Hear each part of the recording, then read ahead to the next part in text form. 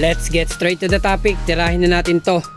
Nagdedelikado ang Gilas Pilipinas sa laban sa New Zealand Tall Blacks at Australian Boomers.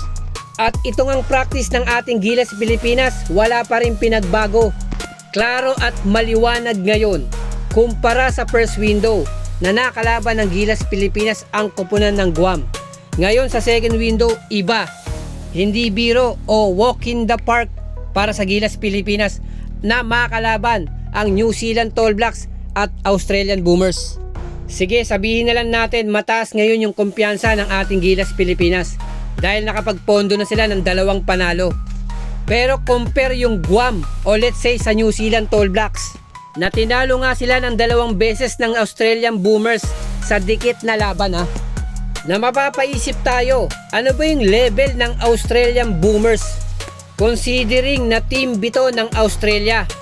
Never pang natalo ang Australia simula nung nag-merge ang Asia at Oceania.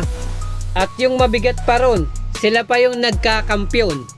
Mabalik naman tayo sa mga Tall Blacks. Sa ngayon, gutom itong makakuha ng panalo. Sa history nga between New Zealand Tall Blacks at Gilas Pilipinas, 1 beses pa lang tayong nanalo sa mga Tall Blacks.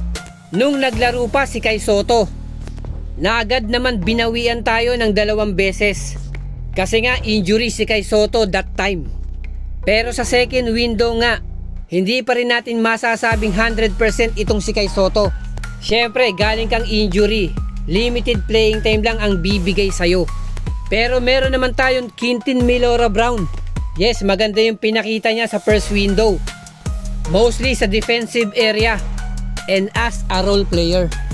Pero hindi nating masasabi na isang scoring big man itong si Quintin Milora Brown. Kung ikukumpara natin kay Kai Sotto, remember, isang key factor si Kai Sotto kung bakit tinalo natin sa unang pagkakataon ang mga Tall Blacks. And I think until now, nangangapa pa rin si QMB sa sistema ni Coach Tim Cone. Na lalo pa ngayon, hindi biro yung makakalaban natin. New Zealand yan, tsaka Australia. Na yan ang sasamantalahin ngayon ng mga Tall Blacks. Na hindi pa nga 100% si Kai Sotto. Si QMB naman bago lang sa Gilas Pilipinas. And the fact, hindi na bago kay Coach Jude Flavel yung the rest of the players ng Gilas Pilipinas. Kumbaga, matagal niya nang pinag-aaralan yung mga players na to.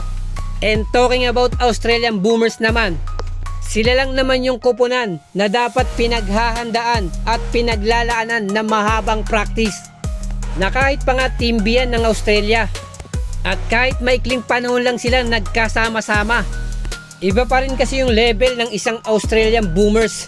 Yung kanilang talent, pagiging athletic kahit malalaking tao, then talagang matatalino na madali lang sa kanilang mag-handle ng pressure at yung kanilang decision making sa crunch time precisely executed na yung pinansample ng mga Boomers nung 2 beses tinalo ng Australian Boomers Team B ang Team A ng New Zealand Tall Blacks.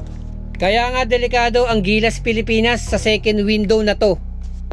Kapag ganito yung makakalaban mo, dapat naglalaan ka ng mahabang practice at ensayo. Pero yung lumalabas nga, 5 days lang tayong makokompleto at makakapag-practice bilang isang buong koponan. Hindi naman tayo kasi katulad ng Canada, Australia at Amerika. Kahit ilang araw pa lang na nabuo, talagang nandun na lahat.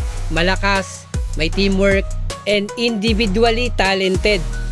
Dahil iba yung level ng competition sa Amerika at Europa kumpara sa Asia. Na isang nakikita kong problema rito yung kanilang mga schedule. Hindi naman kasi iisang liga lang yung kanilang pinaglalaroan. Meron sa PBA, sa KBL at sa bilig ng Japan. Kaya rin siguro nag-i-stick si Coach Tim Cone sa majority ng kanyang mga players. Na marami na nga yung 2 players na kanyang ibabawas at idadagdag. Just to preserve yung familiarization at chemistry ng buong koponan.